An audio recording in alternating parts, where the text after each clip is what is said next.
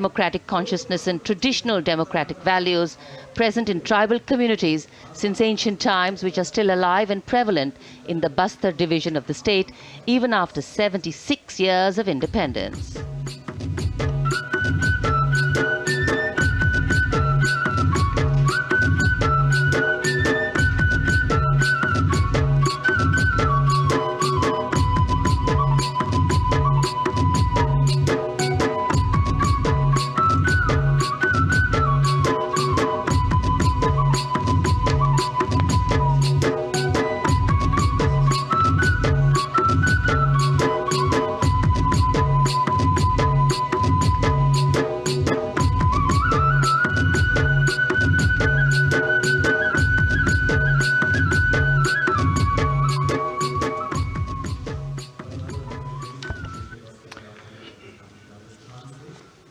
कर्तव्य पथ पर समृद्ध सांस्कृतिक विरासत